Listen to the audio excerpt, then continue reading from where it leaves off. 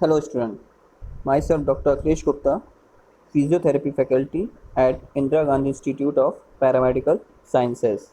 As we discussed earlier about osteomalacia, moving ahead we will discuss about etiology through flowchart.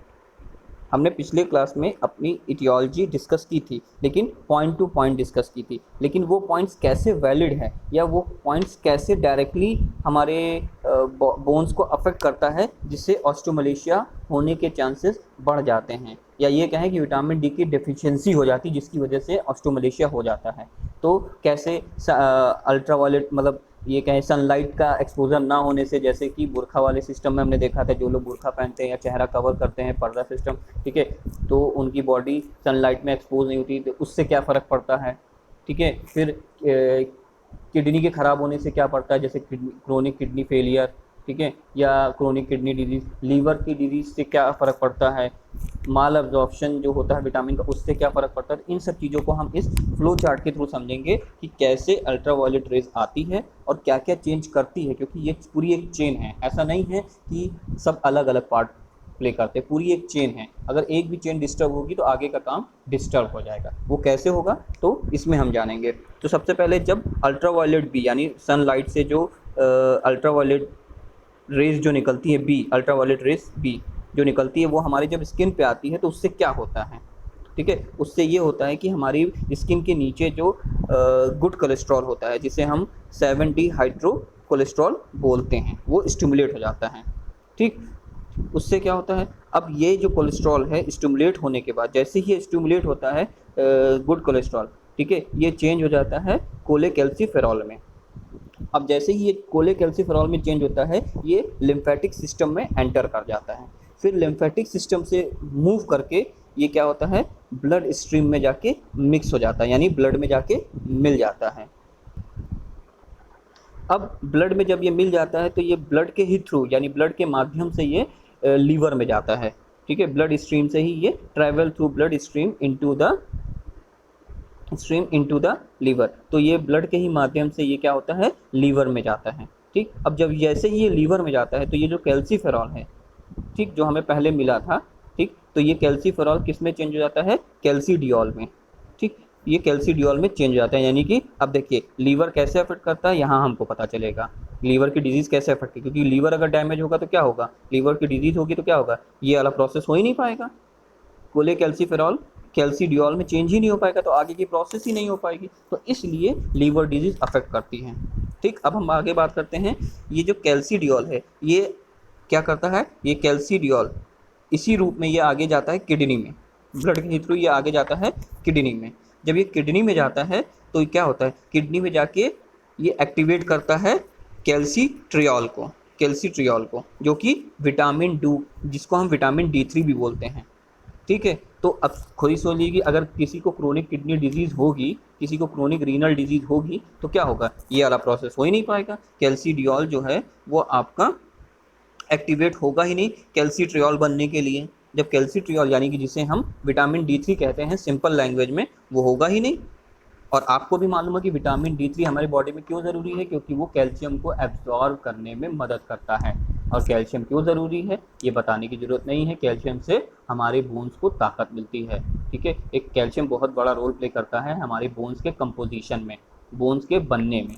ठीक है, ठीक, तो इसलिए तो जब विटामिन D3 नहीं होगा शरीर में तो हम जो कैल्शियम लेंगे जिस भी माध्यम से, चाहे सप्लीमेंट के थ्रू लेंगे, चाहे डायरेक्ट सनलाइट से, या जैसे भी हमको कैल्शियम मिलता है, ठीक है, ठीक है, मान लीजिए सब कुछ सही है, हम सनलाइट भी ले रहे हैं, लेकिन यहाँ आके गड़बड़ हो जाएगा, किडनी का गड़बड़ है, ठीक है, तो सब कुछ है, सब कुछ, लेकिन दिक्कत यही आएगी कि विटामिन D3 नहीं होगा तो अल्टीमेटली क्या होगा, विटामिन D3 नहीं होगा तो कैल्शियम एब्जॉर्ब ही नहीं होगा, वो वेस्ट प्रोडक्ट के थ्रू हमारे शरीर से बाहर निकल जाएगा। तो जब कैल्शियम नहीं होगा तो हमारी ऑटोमेटिकली हमारी हड्डियाँ कमज़ोर हो जाएंगी, ठीक है, सॉफ्ट हो जाएंगी, और इसी सॉफ्टनिंग को हम क्या कहते हैं, ऑस्टियोमलेशिया, इसी को हम बोलते हैं ऑस्टियोमलेशिया। तो ये है आपका पूरा flow chart. Vitamin D3 helps to absorb calcium via intestine, intestine की मदद से विटामिन D3 क्या करता है, हमारे कैल्शियम को एब्जॉर्ब करता है, एब्जॉर्ब करने में मदद करता है।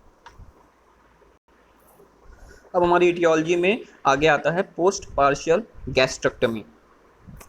अब ये क्या है, पोस्ट पार्शियल गैस्ट्रेक्टमी का तो मतलब होता है, जैसे कि मैंने कल बताया था कि surgery of stomach.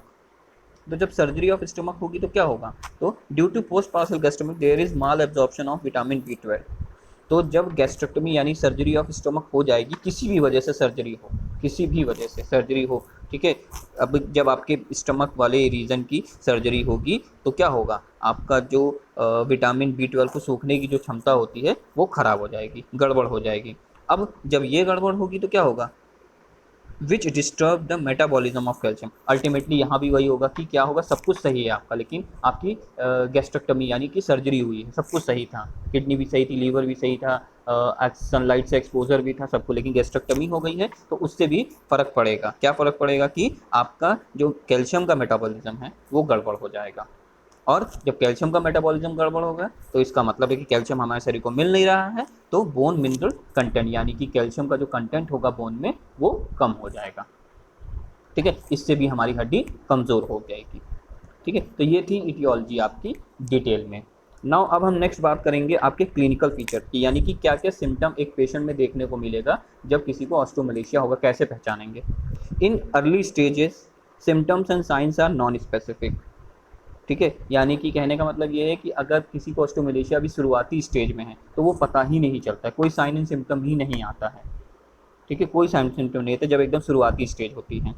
And diagnosis is often missed, और हम इसको इसकी डायग्नोसिस करने से ही मिस हो जाते हैं, पता ही नहीं चल पाता है कि ऑस्टियोमलेशिया है भी कि नहीं है, ठीक है, तो ये कंफर्म ही नहीं होता है, मिस आउट हो जाता है, ठीक है।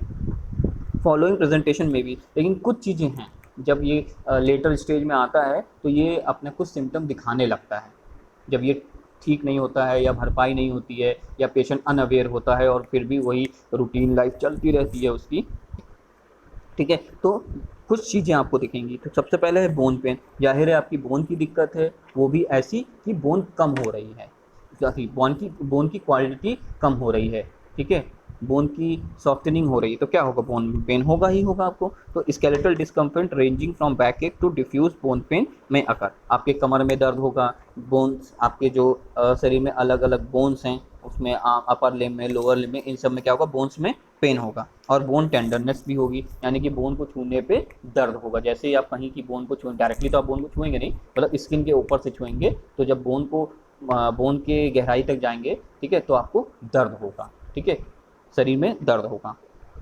फिर होगा मस्कुलर वीकनेस, तो जैसा कि आपको पता है कि कैल्शियम सिर्फ और सिर्फ आपके बोन को बनाने में मदद नहीं करता है, ये आपकी मसल्स की मूवमेंट के लिए भी कैल्शियम बहुत ज़रूरी होता है। तो जब कैल्शियम ही नहीं पूरा आएगा तो क्या होगा, मस्कुलर वीकनेस भी होगी।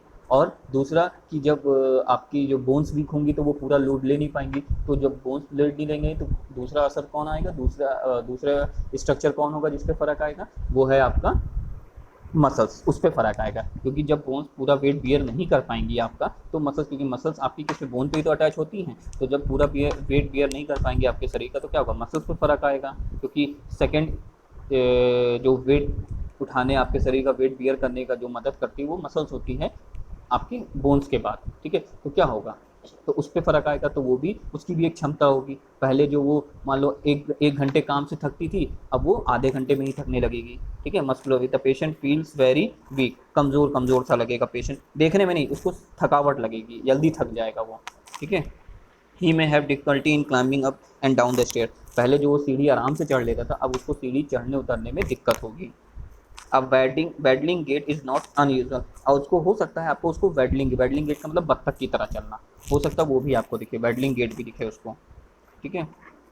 टिटेनी में मैनिफेस्ट, ठीक है, spasm and facial twitching. Tetany means जैसे आपका कभी कभी रह रहे कि आपको मसल्स में क्रैम्प आ जाते हैं, ठीक है, या मसल्स में दर्द उठता है और फिर वो थोड़ी देर बाद सही हो जाता है, ठीक है, झुंझुनी चढ़ना जैसे हो, एक है झुंझुनी चढ़ना, ठीक है, एक टिटेनी मतलब दर्द होता है, थोड़ी देर के लिए दर्द होगा फिर वो सही हो जाता है, ये बार बार होगा उस पेशेंट में, जल्दी जल्दी होगा, ठीक है, स्पाज्म ऐठन होगी, ठीक है, ठीक। फिर नेक्स्ट है spontaneous fracture, it occur usually in spine and may result in kyphosis, तो ये ज़्यादातर कहाँ देखा जाता है, स्पाइन में, स्पाइन के फ्रैक्चर बहुत कॉमन हो जाते हैं, यानी हल्का सा भी लोड पड़ा नहीं या हल्की सी भी चोट लगी नहीं, ठीक है, जो एक फ्रैक्चर कर सके, ठीक है, तो उसकी वजह से उसको फ्रैक्चर होगा। ये सबसे ज़्यादा कॉमन कहाँ है? स्पाइन में, यानी रीढ़ की हड्डी में, ठीक। और जिससे आपको काइफोसिस, यानी पेशेंट को काइफोसिस भी हो सकता है। काइफोसिस का मतलब है आपका आगे की तरफ झुकाव, आपका शरीर जो है आगे की तरफ, थोरैसिक स्पाइन से आगे की तरफ झुक जाएगा, ऐसे झुक जाएगा आपका जो स्पाइन है आगे की तरफ झुक जाएगा। कहाँ से? थोरैसिक स्पाइन से, ठीक, आगे की तरफ झुक जाएगा थोरैसिक स्पाइन से, ठीक है। तो कहने का मतलब है कि स्पॉन्टेनियस फ्रैक्चर मतलब, कहने का मतलब एक नॉर्मल इंडिविजुअल जिसको नहीं है, जितनी मतलब वो एक चोट बर्दाश्त कर लेगा, या एक फोर्स इम्पैक्ट चोट का जो इम्पैक्ट है, इंजरी का जो, वो बर्दाश्त कर लेगा। लेकिन उतनी ही चोट अगर एक ऑस्टोमलेशिया वाले पेशेंट को लगे तो वो बर्दाश्त नहीं कर पाएगा, उसको में फ्रैक्चर हो जाएगा। यही अंतर है ऑस्टोमलेशिया और नॉर्मल पेशेंट, ठीक है। यानी कि एक सॉफ्टनिंग वाली बोन में, एक नॉर्मल बोन में, कि नॉर्मल बोन उतना ही फोर्स सहन कर ले रही थी, लेकिन ये नहीं कर पाएगी। कौन? आपकी ऑस्टोमलेशिया वाली bone. Okay, thank you class, आज के लिए इतना ही।